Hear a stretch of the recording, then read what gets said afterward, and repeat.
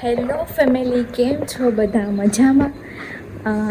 અત્યારે બધા છોકરાઓની સવાર થઈ ગઈ છે.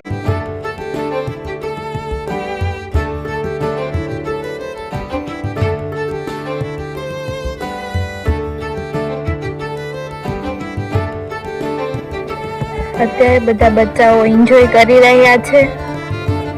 તો બધા બાળકોને પણ સવારના વાતાવરણમાં બહુ મજા આવે છે.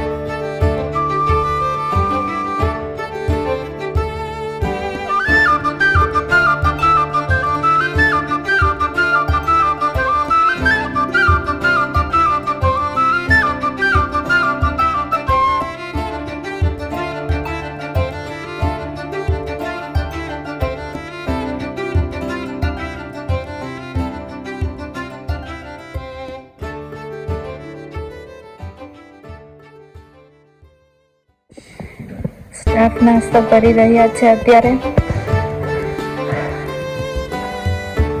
વણેલા ગાંઠિયા મરચાં. તો જોઈએ બાળકો શું કરી રહ્યા છે અને મળીએ બાળકોને.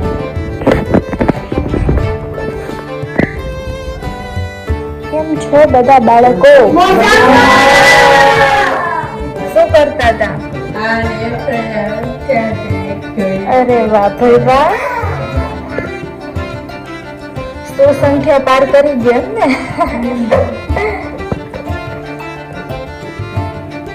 કાનાભાઈ, નાસ્તો કર્યો? નાસ્તો કર્યો તમે? શું કર્યો નાસ્તો? અત્યારે તમે શું નાસ્તો કર્યો અત્યારે સવારે? યાદ છે તમને? અરે વાહ, યાદ છે.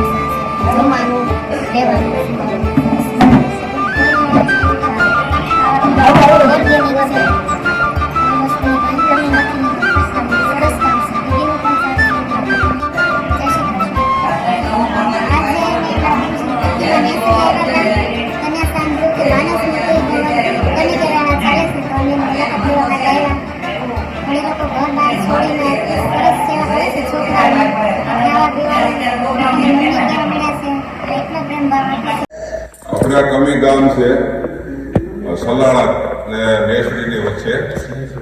તો અહીંયા એક માનવ સંસ્થા ચલાવે છે. બેનનું નામ મનીષાબેન અને એમના ફાધર છે મધુભાઈ, અને આ બેન છે એમના વાણીબેન છે. એ પણ એને હેલ્પ થાય છે. તો સંસ્થા મનબુદ્ધિની સંસ્થા એટલે એક માનવ કામ છે. માનવ કામ કેવું છે? કે ઈશ્વરી જેવું છે ને એવી રીતે માનવ સેવા છે. મનુષ્ય એવો છે કે માનવ છે, અને માનવ છે ને એ પણ દેવ છે. કોઈ પણ દેવ બનવું હોય ને તો મનુષ્ય દેહમાં આવવું પડે છે. ત્યારે માનવ છે ને એ મનુષ્ય દેહ થાય ને ત્યારે જ માનવ બની શકે. અને આજે આ સંસ્થા જે ચલાવે છે એમના 7 પેઢીના પૂન હોય ને ત્યારે આવો ભાવ થાય છે. નગર જે આ બાળકો છે આજે આ સંસ્થામાં જે બાળકો છે એમના પરિવાર છે, પણ એ આત્માને ભગવાન નથી માનવા વાળા વ્યક્તિઓ. કારણ કે આત્માને ભગવાન માનવા વાળા જે સંસ્થા ચલાવે છે એ છે શું કરવા કે દેહ ભાવ છે. પછી એમના પરિવારમાં જે કાંઈ ઘટ હોય, કોઈને ન પોષણ થતું હોય, કોઈને ન સગવડ હોય, એના હિસાબે કદાચ ને ફરજ પડતી હોય. પણ આજે વિચાર કરો તો આ વસ્તુ એવી છે કે ભગવાન પોતે આત્માને જ ભગવાન માનતા હોય તો સંસ્થાના સલાહ જેણે વ્યવસ્થા કરી છે એને 7 પેઢીનું પુણ્ય ભેળું થયો ત્યારે આવો વિચારો આવે છે. અને અહીંયા જે વ્યક્તિઓ આવે છે કોઈ પણ વસ્તુ કાંઈ દેવા તન મન ધનથી કાંઈ પણ વસ્તુ દેવા આવે છે એને પણ પૂર્વનું આમાં કાંઈ પડેલું છે, એટલે એને ઈચ્છા થાય છે કાલો આપણે ત્યાં જઈએ. કોઈ પણ માનવ સંસ્થા હોય છે એમાં જવાનો ભાવ ક્યારે થાય. આજે તમે વિચાર કરો તો અમરમાં એક આવી સંસ્થામાં જો સામેલ થયેલા દેવીદાસ બાપુ એટલે દેવા રબારી, ત્યારે એનું રબારીનું શરીર હતું અને એક સંસ્થા ચલાવતા હતા રબકીર્તિયાની. અને એક ને એક દીકરા હોવા છતાં એમના પરિવારને કોઈને દરિયામાં પધરાવા જતા હતા અને દેવીદાસ બાપુ ત્યાંથી લાવી અને એની સેવા કરતા હતા. આજે લોકો વિશ્વમાં ડંકો મારી દીધો. આ સેવાનું ફળ છે. અહીંયા જે બેન છે એમના ફાધર છે સેવા કરે છે તો સેવાનું ફળ છે ને અવશ્ય મળે છે. જો આજે આપણે મોજૂદ દાખલો છે અમરમાં છે દેવીદાસ બાપા છે, સેવાદાસ બાપુ થઈ ગયા, હાલે કરશનદાસ બાપુ છે, તો આજે વિશ્વમાં ધામ બની ગયું. કેવો ડંકો મારી દીધો. સેવાનું ફળ કોઈનું ક્યાંય જાતું નથી, દીધેલું કોઈનું જાતું નથી. અને જે આ સંસ્થામાં કોઈ પણ સામેલ થાય તન મન ધનથી એમને ગુરુ મહારાજ અને આત્મા છે એ પરમાત્મા છે એને ફળ આપે છે. અને અંદરથી જેને કાઢે બોલાય આવવાથી એમને ફળ મળે છે, 100% મળે છે. બોલો સદગુરુ દેવની.